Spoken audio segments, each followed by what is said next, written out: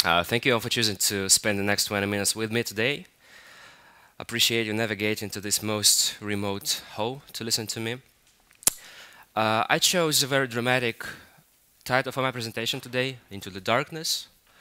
Well, in fact, I'll be speaking about risk management in free-to-play game publishing. But risk management is kind of boring. It sounds like that kind of MBA crap that people try to escape when they move into game development.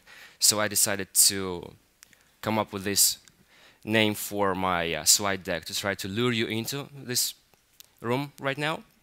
It didn't work out too well, judging by the number of people in the presence. But maybe that's just all the developers and publishers in this conference, and everyone else is just ad networks. So thank you all, the elite group of people who chose the right session to attend. But before I dive straight into the data and hopefully useful stuff I've prepared, I have to do the inevitable, the introductionary slide. That's my company. I started it 5.5 years ago with 2 other guys. I won't bore you with details. I didn't come here to brag about our achievements, but the big number is 270 million downloads. Maybe 280 by now, I don't even know.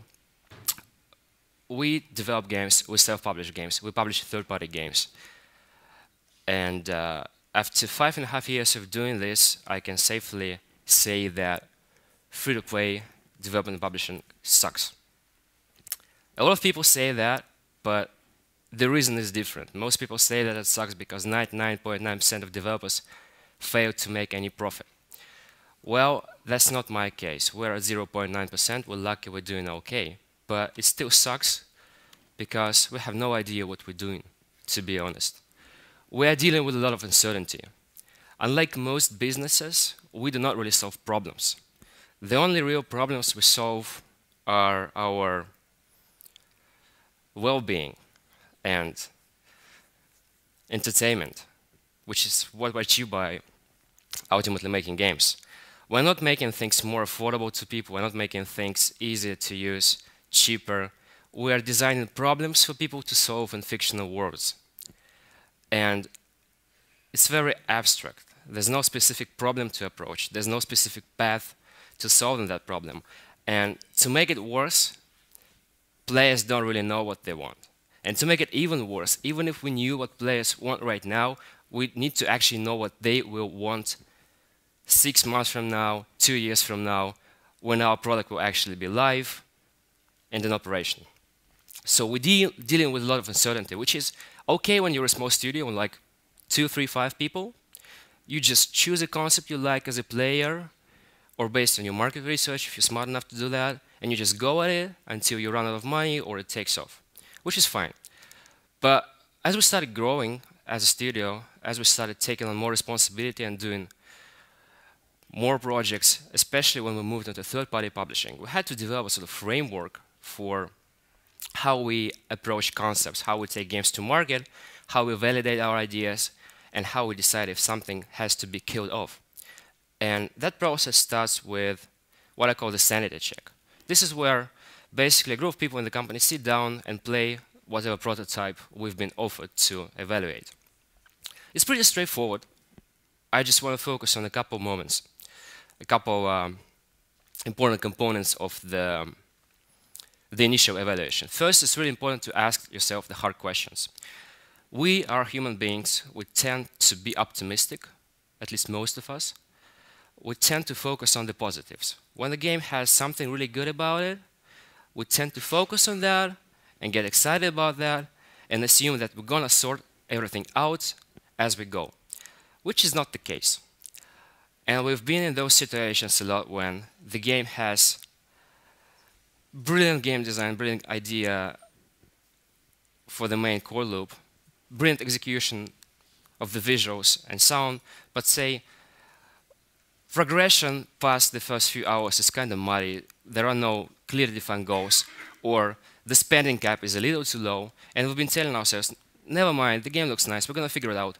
It never gets figured out, or almost never gets figured out. And if there's anything, any area where potential is severely limited, that's gonna come back to you and haunt you and bite you in the ass.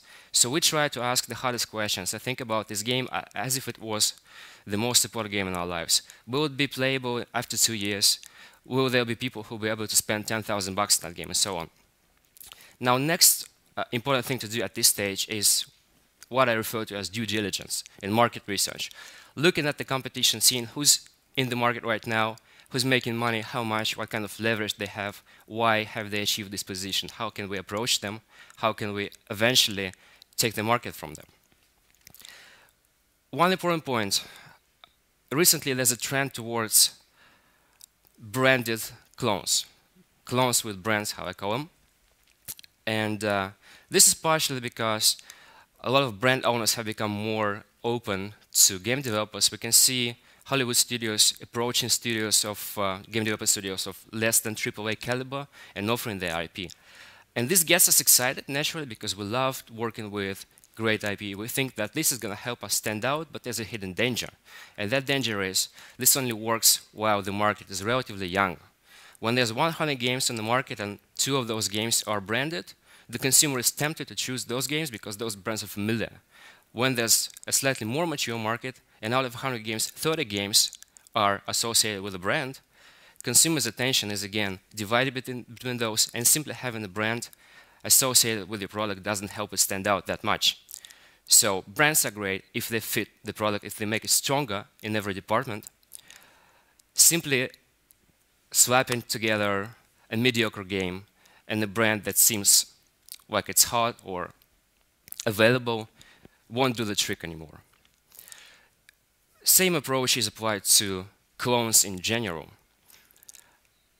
We get lots of clones in our publishing pipeline. People trying to repeat what's been working for other guys and try to win some of their market. The fundamental problem is that those clones will have to go against the original game, which has by now established itself on the market, which is probably much better as a business, better infrastructure, better customer support, better product overall, better analytics, higher LTV as a result. So unless the clone is able to fix some fundamental flaws present in the original product, unless it differentiates from it clearly and makes it better, makes it a win for the consumer, there's no point in publishing it, because it will not be able to fight against the original game, which is much stronger right now. Now, after we've done this sanity check or due diligence step, we proceed to, I'll just skip one slide, it's boring. We proceed to the next important step, which is external playtesting.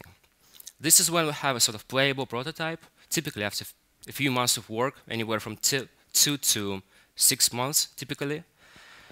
And what we do at this stage, we work with a partner who help us assemble a test group, a group of test subjects, resembling our target audience as closely as possible.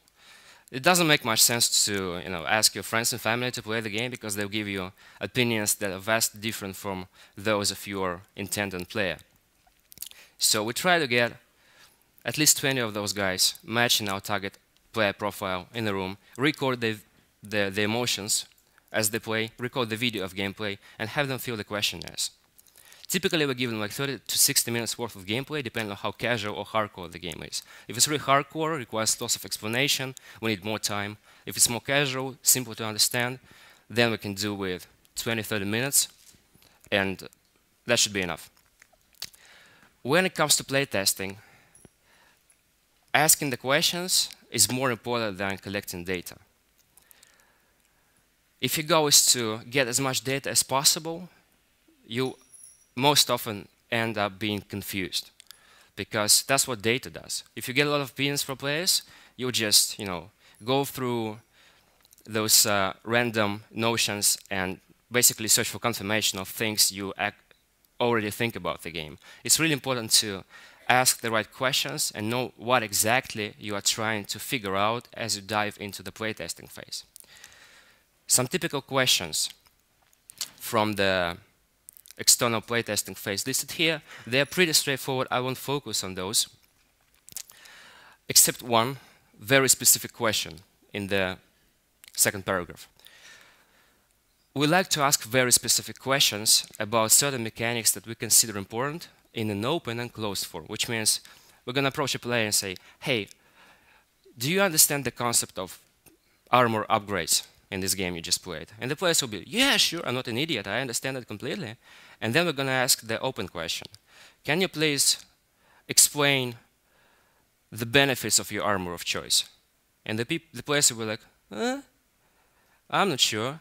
And this uncovers a problem, because that's one of the worst situations when the player thinks they understand the mechanic, but they actually don't. So we combine open and closed questions in the questionnaire to try and identify those weak spots. After we're done with that, next big phase is soft launch. I'm pretty sure everyone is aware of how it's done. There are some small details. We prefer to launch on Play because it's easier, because it's cheaper, because we avoid the risk of being accidentally featured worldwide with a better version of our product, which would be a huge problem. How much gameplay there needs to be? As much as it takes to convert the player we designed for into a loyal player, or in the best case scenario, a paying player. User acquisition strategy defined by what we're trying to test. If we want to test virality, we're going to go for the push campaign and try to get the game, get as many users as possible into the game, get it to rank high up the charts in our chosen geographic, and see how many of those users stick, how many of those additional users come into the game. If we're testing LTV first and foremost, then of course we're going to be doing targeted campaigns, quality traffic, looking at metrics such as retention, monetization. Well, you know the drill. How long does it take? As long as it takes. We had games in soft launch that spent more than a year in that phase because we were not satisfied with the metrics. And the transition from soft launch to like full-on launch can be hard to grasp sometimes. This graph here shows monthly revenue and monthly profit of one of our top games. 22 of 23 months on the horizontal axis. If you want, you can try to guess where the game was launched on this graph. Here's the big launch, big event. The game was finally out of beta, out of testing. Didn't work out so well. This is not the typical launch graph you are used to seeing with a big spike and a long tail, something completely different. Yeah, revenue increased by a factor of 5, which is nice, but still not enough to bring it to profitability. So eventually we managed to do that, but it took us like 8 months until our first profitable month, and then further 8 to 10 months before we achieved consistent profitability with that game. Which brings me to the next important point, post-launch operation.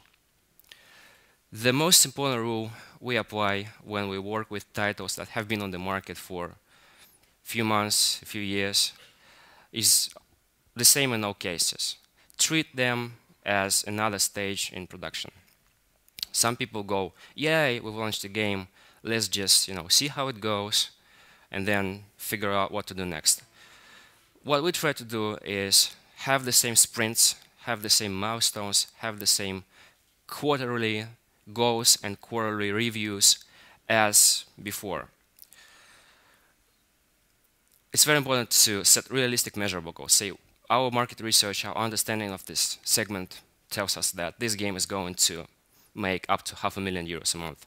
So we're going to go at it and continue iterating until we reach that goal or convince ourselves that it should be reviewed. Benchmark the KPIs and choose what needs to improve first and foremost. Most of these KPIs we're looking at after launch are standard. I won't bore you telling obvious things about how important retention is, how important revenue per user is. One metric which I feel is being overlooked is conversion to installs from store page views. I believe it's being overlooked because we didn't really have the tools to accurately measure conversion until like a year ago. So most people don't really focus on conversion these days, at least not in their presentations.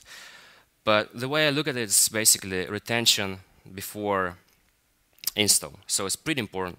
I recently did a research across our portfolio. I took 14 games where the number of page views during the period, which I think was 1 week, was at least 200,000 views. And I measured conversion and tried to find some correlation with the game's review score, the file size, and a few other parameters. The most convincing correlation was with the file size.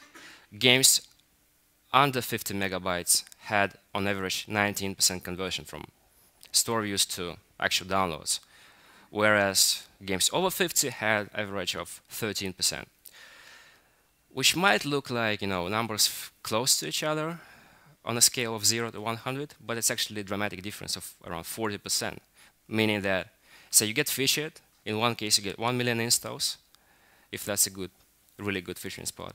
In another case you get 1,400,000, which can translate to like $100,000, 200,000, 400,000, depending on your LTV. So that's kind of a big deal.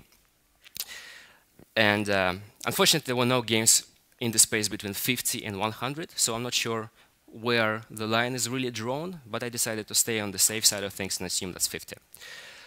Review score didn't seem to affect the relationship that much, although it might affect the number of page views, not the conversion, but the number of page views the game is getting. Particularly on Google Play, where as you browse the games listing, you see the precise review score for each title right under its name. At least for me, when I say I'm searching for, I know, RPG, and there's one game with a review score of 4.6, another one with 3.9, I'm more inclined to download the first one. But that's just me, and I don't have any hard data or convincing evidence that there is indeed correlation. One more word on conversion. Google Play recently added an excellent tool for A/B testing the hell of your marketing assets. And it's great. It's called Google Play Experiments. If you're not using it, you should start using it. Even if you're not an app developer and you don't care about how much money you make, if you're doing this for charity or for fun, it's a lot of fun to use. This is one of the actual recent experiments we've run in one of our games. We tried to A/B test those two icons against each other. And my personal opinion is that the rightmost icon with the Ford GT looks pretty good.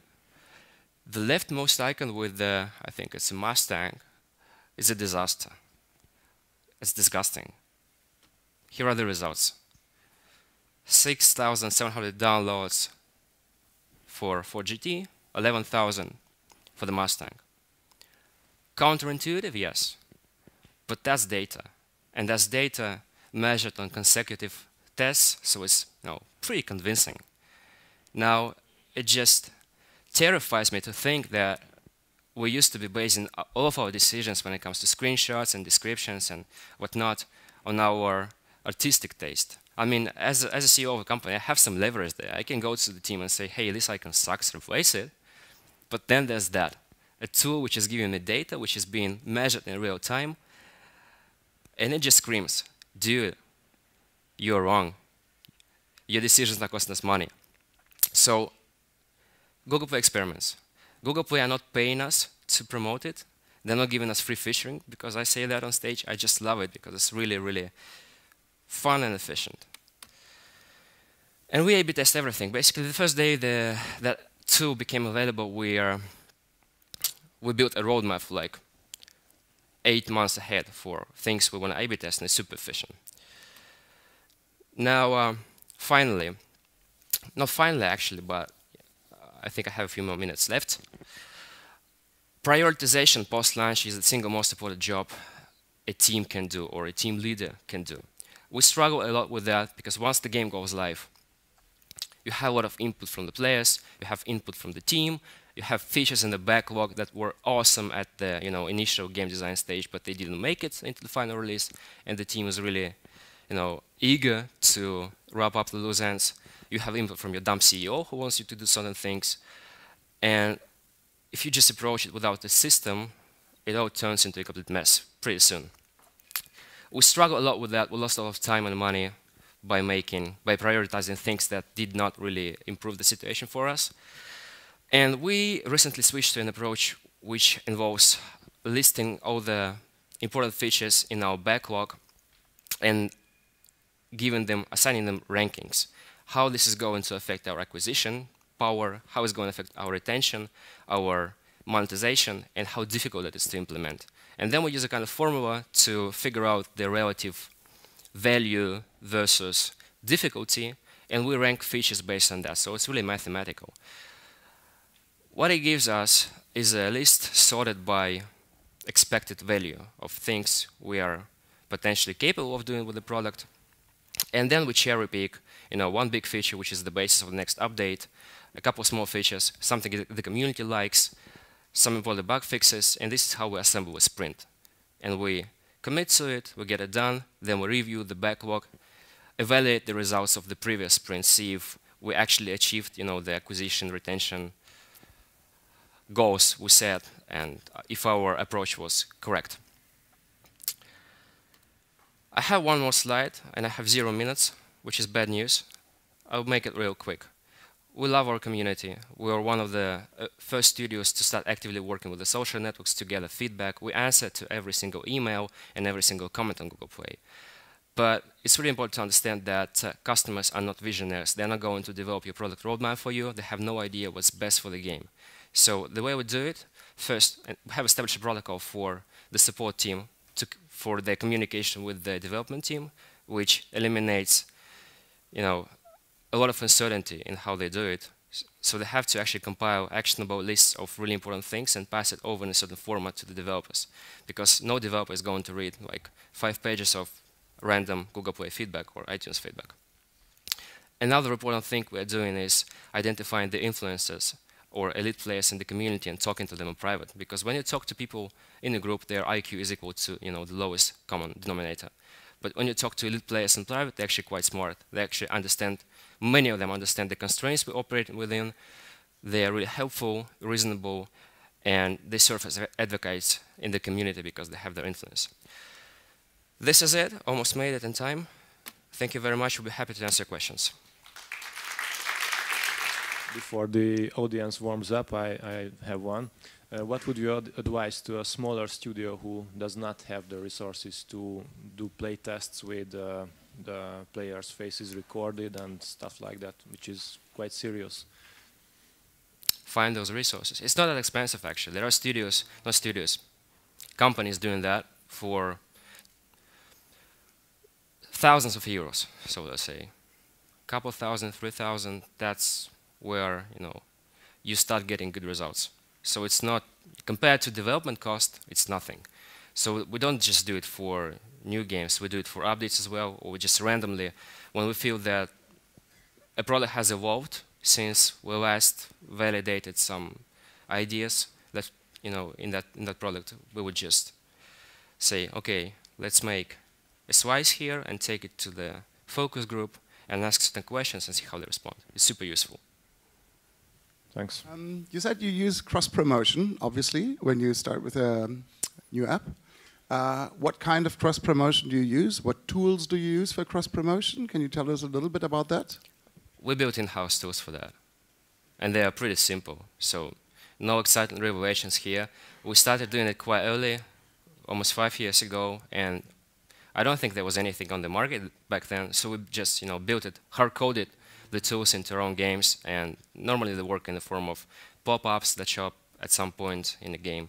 So they're quite similar to what everyone else is doing. The tracking part of our system is kind of lacking, but we don't really have the focus to truly upgrade it or switch to something which is commercial quality. I was just wondering what other variables you split test besides the cover art with Google Play Experiments? Pretty much anything you can find on the store listing page. Description, short description, icons, the cover image, the screenshots in any language, so you can test, say, Spanish version separately. And are there any particular variables that you find are most important? Yes, all of them.